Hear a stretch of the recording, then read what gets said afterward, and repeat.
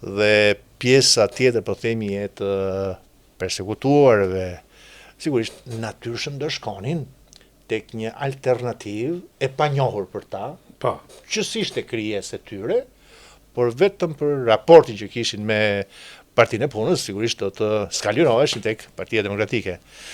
Dhe që nga i momenti parë dhe me kalimin e kohës, Partia Demokratike, Sali Berisha.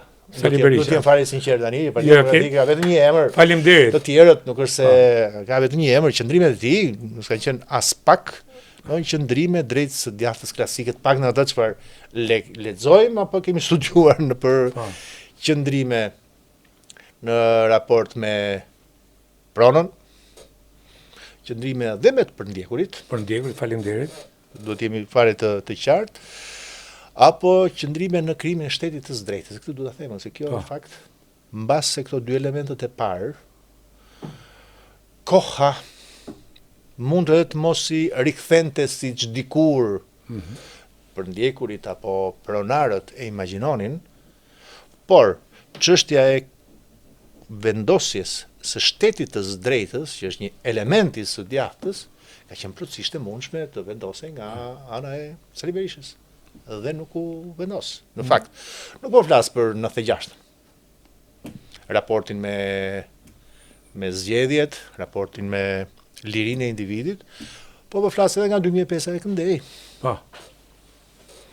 Kështu që t'ja përgjigje, Partia Demokratike asnjëherë nuk ka përfaqësuar në mënyrë të qartë të djathtën. Fakt është, dhe këtë jam edhe dëshmitar si thosh në vetë parë, që Partia Demokratike ende pa ndodhur zhurma, lufta e madhe e brendshme. Brenda saj në fakt ka pasur gjithmonë dy rryma. Ka pasur dy rryma.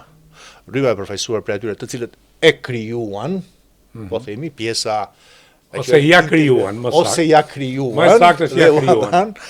Dhe pjesa tjetër në pakic, po themi pjesa e përndjekur, pjesa që s'kishte lidhje me sistemin atë kohë. Kanë bashkëtuar. Dhe kjo pjesa e dytë ka qenë gjithmonë romantike me idenë që po krijohet e djathta, asnjëherë nuk u krijua, derisa në këto 4 vitet e fundit, paktën nga 2021-shi, u bë qartë ndarja brenda Partisë Demokratike dhe s'kishte më iluzione. Në fakt dhe ajo përplasje në thelbin e vet këtë kishte, pavarësisht se aktorët kush e luajti dhe kush e filloi.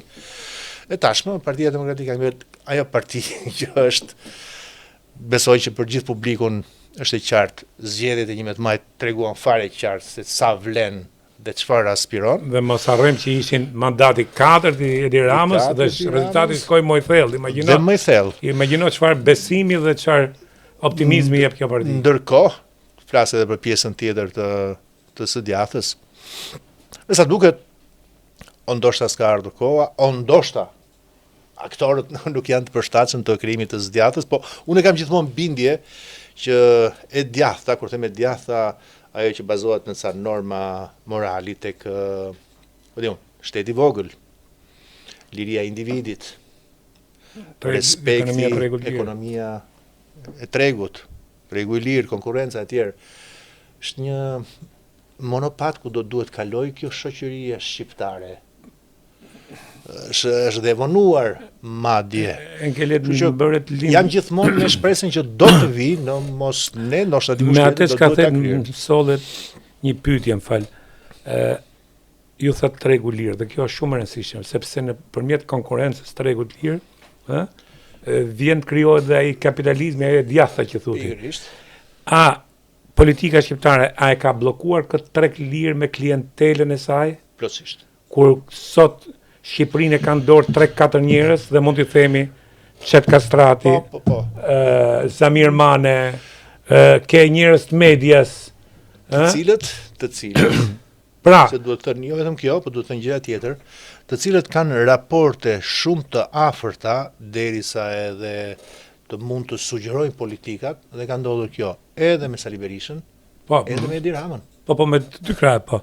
Në fakt, ky është ngërçi i madh në aspektin ekonomik, për mua i krijuar prej politikës, prandaj edhe unë me kam bindje që midis Ramës dhe Berishës ka një pakt jo të heshtur tashmë për të ruajtur këtë status quo politike për gjitha, ekonomike, edhe mediatike pasandaj, dhe vendi ka ngecur. Koha ka ngecur për këtë vend siç e shohim tashmë.